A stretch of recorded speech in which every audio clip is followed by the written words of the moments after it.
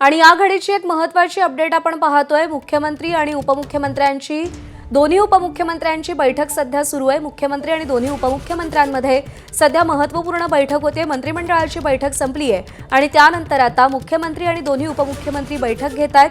माणिकराव कोकाटेंसंदर्भात या बैठकीमध्ये चर्चा सुरू असल्याची माहिती मिळते आहे। माणिकराव कोकाटे यांना कधीही अटक होऊ शकते, अटकेचं वॉरंट निघू शकतं आणि त्या पार्श्वभूमीवर राज्याच्या 3 प्रमुख नेत्यांमध्ये सध्या बैठक होते। मुख्यमंत्री देवेंद्र फडणवीस, उपमुख्यमंत्री अजित पवार आणि उपमुख्यमंत्री एकनाथ शिंदे यांच्यामध्ये सध्या बैठक सुरू असल्याची माहिती आहे। निलेश बुधावले आपल्याला अधिक अपडेट देतील। निलेश, सध्या मुख्यमंत्री देवेंद्र फडणवीस यांच्या वतीनं काही वेळापूर्वी ज्या पद्धतीने अजित पवारांची भेट झाली आणि त्यांना स्पष्टपणे सांगितलं होतं की मंत्रिमंडळामध्ये जर कोकाटे नसेल तर दुसरं कोण, अशा पद्धतीची विचारणा झाली होती। आणि त्यानंतर आता एकत्रितरित्या तिन्ही महत्त्वाचे राज्याचे नेते जे आहेत ते एकत्रित बसलेले आपल्याला पाहायला मिळतात। आजच्या या बैठकीच्या निमित्तानं कोकाटेंसंदर्भातला जो विषय आहे तो प्रामुख्याने चर्चेला असल्याची माहिती मिळते। कोकाटेंसंदर्भात आता काय निर्णय घ्यायचा या संदर्भातली ही चर्चा आहे। माणिकराव कोकाटे आजच्या कॅबिनेट बैठकीला नव्हते। सध्या कायदेशीर सल्ला ते घेत आहेत आणि कशा पद्धतीनं जी ऑर्डर कोर्टानं काढलेली आहे ती स्टे होता येईल यासाठी ते प्रयत्न करत असल्याची माहिती आहे। तर दुसरीकडे सरकार देखील सरकारमधला एक महत्त्वाचा मंत्री या कॅबिनेटमधून जर गेला तर पुन्हा एकदा सरकारचे मोठ्या प्रमाणामध्ये बदनामी होऊ शकते सरकार। आणि त्यामुळे कुठेतरी या माणिकराव कोकाटेंच्या विषयात नेमका आपण काय निर्णय घेतला गेला पाहिजे या संदर्भातली आता ही चर्चा होताना पाहायला मिळत आहे। साधारणपणे मागच्या 10 मिनिटांपासून ही चर्चा सुरू असल्याची माहिती आहे। साधारण मुख्यमंत्र्यांची भूमिका या सगळ्या संदर्भात काय आहे?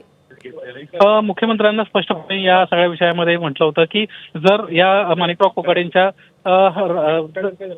मंत्रिमंडळात नसतील तर त्या जागी कोण असेल अशा पद्धतीची विचारणा केली होती। कारण हे जे मंत्रिपद आहे हे राष्ट्रवादी काँग्रेस पक्षाच्या कोट्यातलं आहे, त्यामुळे सर्वस्वी निर्णय जे आहेत हे अजित पवार यांना घ्यायचे आहेत। अजित पवार आता काय करतायत हे आता पाहणं महत्त्वाचं राहणार आहे। अद्याप कॅबिनेटची बैठक संपल्यानंतर हे तिन्ही महत्त्वाचे एकत्रित नेते बसलेले आहेत आणि आता काय निर्णय घेतात हे पाहणं महत्त्वाचं राहील। काही वेळात या संदर्भातली माहिती समोर येईल। अजित पवार त्यांच्या रोखठोक स्वभावासाठी आणि भूमिकेसाठी ओळखले जातात। माणिकराव कोकाटे यांच्या संदर्भात सुद्धा असा आर्या पारचा निर्णय घेतला जाऊ शकतो। प्रज्ञा महानगरपालिकांच्या निवडणुका सध्या सुरू आहेत। राज्यभरामध्ये राष्ट्रवादी काँग्रेस पक्षाचे नेते जे आहेत ते ठिकठिकाणी प्रचार करताना आपल्याला दिसत आहेत। अशा वेळी पक्षातला एक महत्त्वाचा नेता जाणं हे पक्षासाठी नक्कीच नुकसानाची गोष्ट असू शकेल।